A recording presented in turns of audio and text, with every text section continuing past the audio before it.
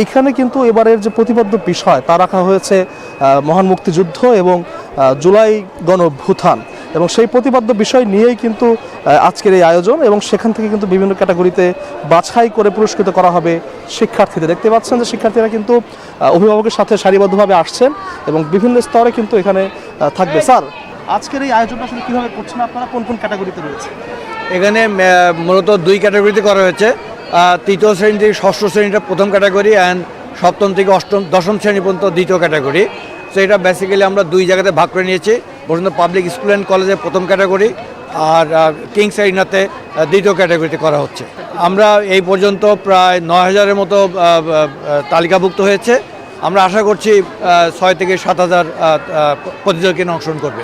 Actually ১৪৩টা পুরস্কার দেওয়া হবে প্রায়, এবং এটা বড় অ্যামাউন্ট আছে এগুলো। কারণ কিন্তু ১৪৩টি পুরস্কার রাখা হয়েছে বিভিন্ন ক্যাটাগরিতে এবং পুরস্কারের মূল্যগুলো বিভিন্ন থাকবে এবং এখানে ৯,০০০ শিক্ষার্থী রেজিস্ট্রেশন করেছে এরই মধ্যে এবং ধারণা করা হচ্ছে প্রায় ৬ থেকে ৭,০০০ শিক্ষার্থী কিন্তু এই প্রতিযোগিতা আজকে অংশগ্রহণ করতে এরই মধ্যে চলে আসবেন এবং ঠিক ১০টা বাজে এই প্রতিযোগিতা শুরু হবে এবং শেষ হবে কিন্তু ১২টায়, যেখানে কিন্তু আসলে একটি চিত্রাঙ্কনের মধ্য দিয়ে থাকবে হচ্ছে যে জুলাই আন্দোলন এবং সেই সাথে ৭১-এর চেতনা রাখা হবে।